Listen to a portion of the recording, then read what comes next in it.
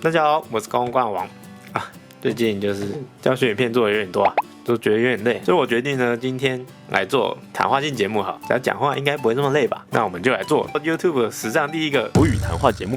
好，那我们今天就来谈的是绘图委托这件事。好，那之前 PTT 上面有人在讨论关于绘图委托的一些问题，那我也是一个自称接案画师，那应该也是可以出来讲一下，就是委托绘师绘图的时候会需要注意些什么。好，那我们就开始。那首先呢，跟大家讲一下一般绘图委托的流程。我自己是这样啊，我会在绘图委托的时候搞清楚3件事情：时间、预算、内容。那时间呢，其实也是很容易理解嘛，就是因为要排时程，对不对？就是你如果时程已经排满，那不好意思，这个就没有办法接，对吧？不然就是因为硬要塞进来，那就只好加钱，对。所以一般来说，我建议呢，就是你如果时间很赶，例如你这个礼拜就要，或者你下个礼拜就要，我觉得建议一般来说在委托信的时候啊，可以先写在上面，对不对？好，让我有个心理准备，对不对？好，那第二个报价的部分啊。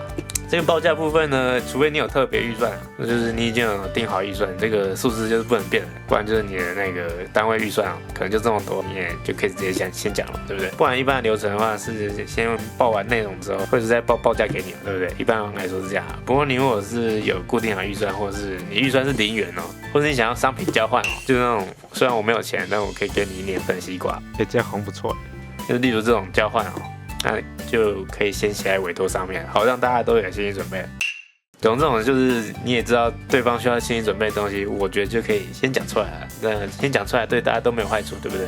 好，那第3个就是最重要的，这一封委托信最需要知道的、最需要搞懂的东西呢，就这个委托内容嘛，对不对？那委托内容一般来讲，我觉得是这样子啊，讲的越清楚、越详细越好。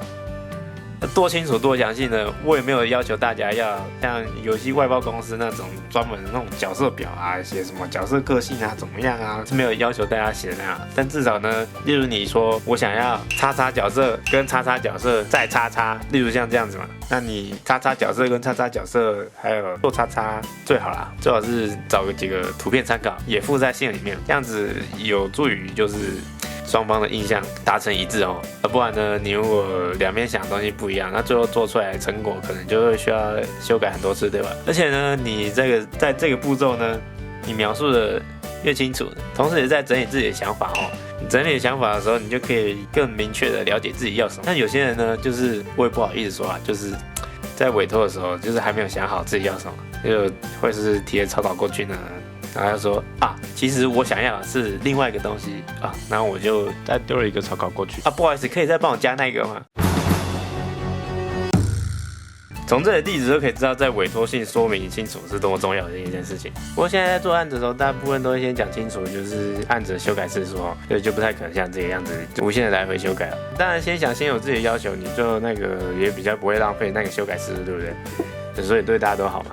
不过也有些人就是那种全部交给绘师，让绘师自由发挥，那也是可以啊，那就不用想这么多了。好，那委托需要注意的事情大概就是这样子啊。那如果还有什么我没讲到的事情的话，大家可以在留言下面跟我讲。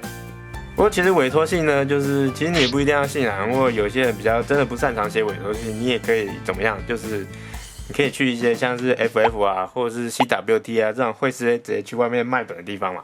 反正也是很多厂商会到那种会场上去递名片啊，不差你一个嘛。所以如果真的想委托的话，直接去那种地方去找绘师本人委托，我觉得也是一个蛮好的方法。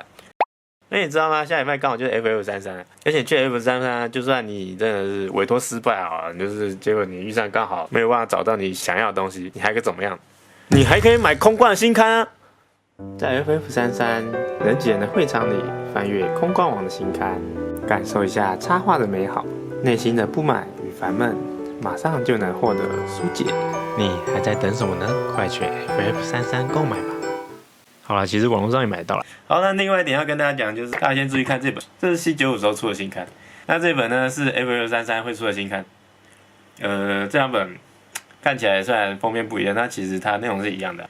所以你如果已经买这本来 FF33又看到这本的话，那你其实是可以再买一本的啦。好，那今天影片就是这样子。那喜欢我影片的话，就帮我按赞分享。那喜欢我新刊的话，就去 FF33买吧。那大家新年快乐，拜拜。